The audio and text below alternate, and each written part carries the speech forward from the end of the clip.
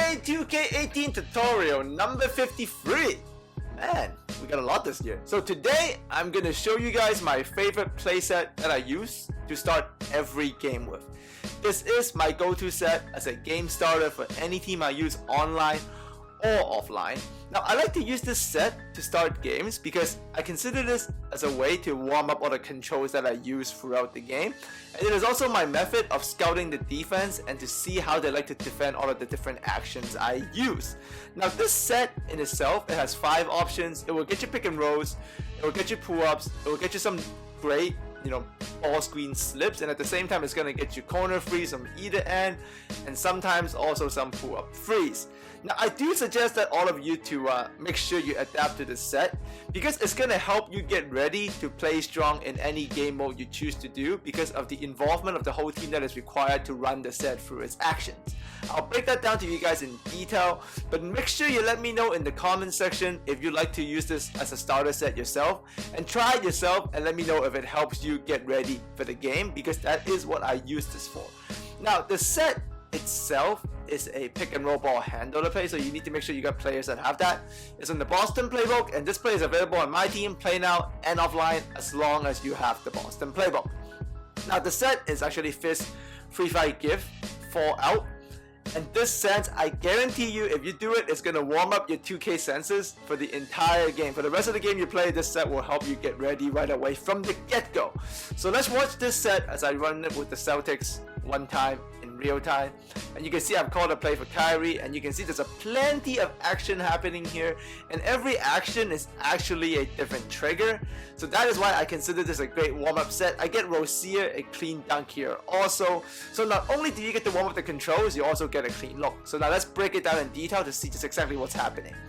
So you're gonna bring the ball up when you run this set with another handler, and you're gonna call the set for the player you want. So I'm bringing it up with Jalen, and I've called it for Kyrie. So Jalen is going to get to this point here and is going to trigger a dribble branch. So you dribble to the branch. Now the first pass is a give and go. So this is a Katana Pass. You want to hold on to X as you pass it. So you stay as Jalen. You're going to run to the wing, let go of X to get the pass. So this is the Katana warm up. Now you're going to dribble towards Kyrie, hold circle, and make sure you stand still. Once Kyrie is close enough, you know you're doing it right if you get this handoff animation, the same one as Brown. So that's the handoff warm up. Now you're going to turn on the wing with Kyrie, and you're going to hold L1 to get the screen from the closest screen man, which is the center right there. And now you're going to tap L2 to switch the screen side to the correct side because you want the screen going to the single side, to the right side, right? So you're going to bring the ball back, so this warms up the pick and roll. And the movement breaks the defense because you're also going to add in an extra cross here by Kyrie. So that's the crossover warm-up. You're going to cross into the screen at the switch side and finish it strong in the lane. Everything is done in within maybe 14 seconds. And you get to do all 4 of my unique moves, right? In 14 seconds. So you get to do a Katana here. So you can see how the defense likes to defend Katana. You're going to do a handoff here, which you can see how they defend the handoff. You're going to do a call screen, switch the screen side, do a crossover, and you can see the pick and roll scheme. There, they sack down, so I'm going to hit them with the pull-up jumper from Kyrie. A beautiful shot.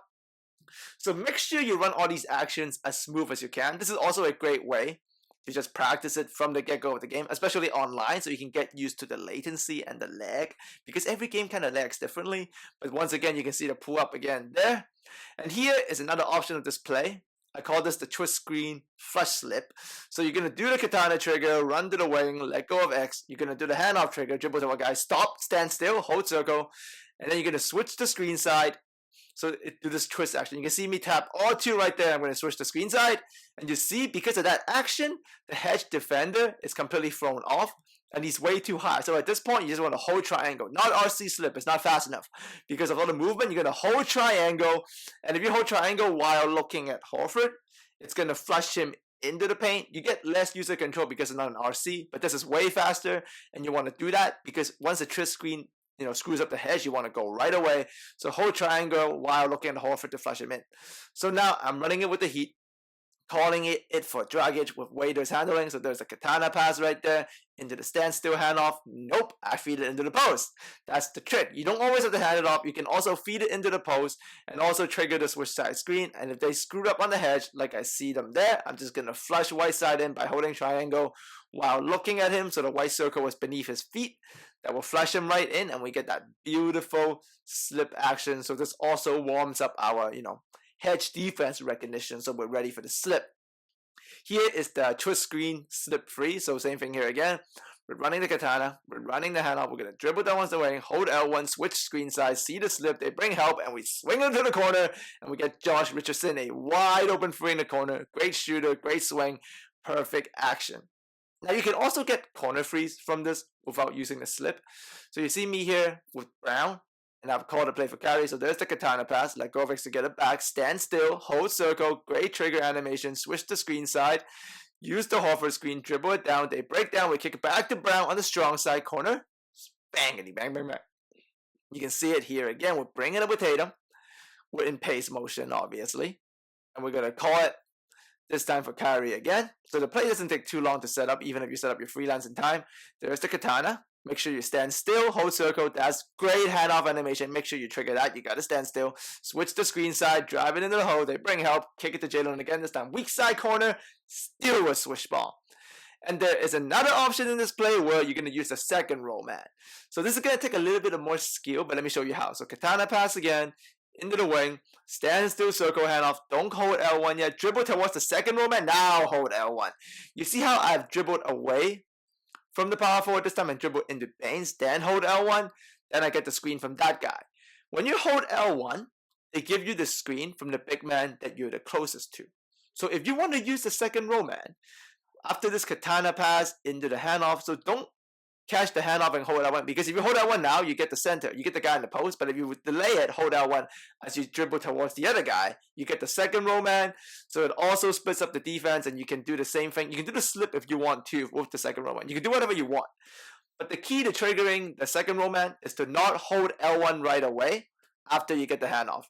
Because if you hold L1 right away after the handoff, you get the guy in the post. But if you wait it out, hold L1 now you get that second guy.